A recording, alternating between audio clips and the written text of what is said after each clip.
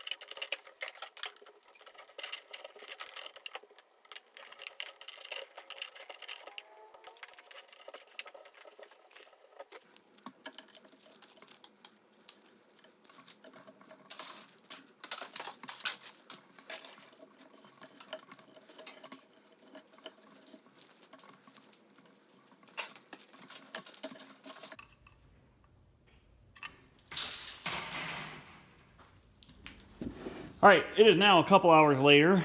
This was just a proof of concept. Ugh, still tacky.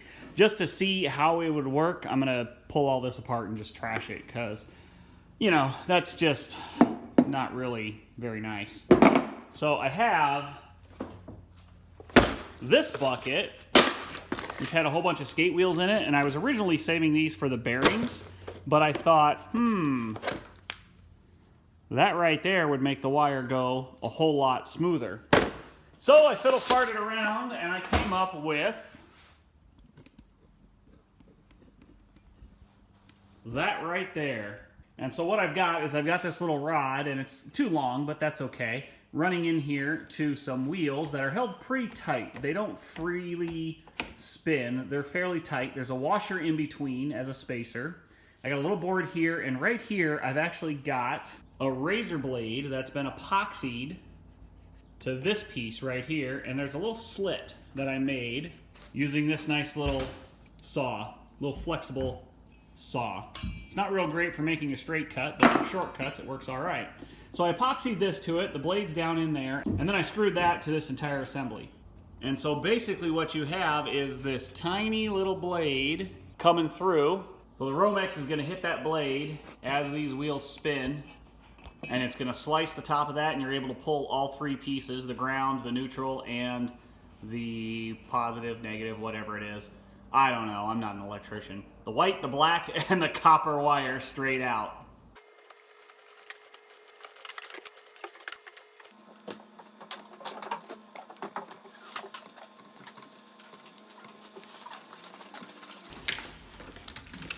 Just like that. So yeah, it works pretty good. The only challenge though is now stripping this. Way too big. So I've tried a couple of different methods. I tried something similar to this, but laying the blade flat. It kind of worked. Pass it through a groove, blade flat, and it kind of shaves it off, but it doesn't really work too well. I tried even passing it through a hole with a slot cut for the blade, but that didn't work too well. I don't know. I'm going to sit back and think about it some more, but that's pretty much it. So once I did all that, I twisted it with my drill and boom, got a bunch of it ready to melt, and we will definitely melt this first. This will be our first melt, copper wire melt, once that loaf pan gets here, hopefully tomorrow. Well, thank you guys so much for watching. I really do appreciate every single one of you.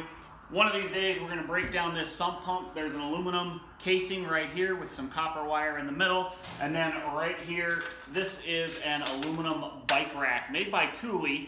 And I've had it for years. It's been on Facebook Marketplace. It's been on Craigslist. Nobody wants it. It's 150 bucks retail. I tried selling it for 40 bucks. Tried selling it at a yard sale for 20 bucks. Nobody wants it. Great price, great piece of equipment for putting your bike on top of your car. But we're gonna melt it because it's aluminum. Hashtag melt everything. And remember, if you want me to melt something, just send it to me. Let me know it's coming. All I ask is that you would PayPal me just a little bit of money so I can ship it back to you, cover my cost for shipping. And if you want to throw in something a little bit extra, that'd be great too. Take care, everybody. I will see you all real soon.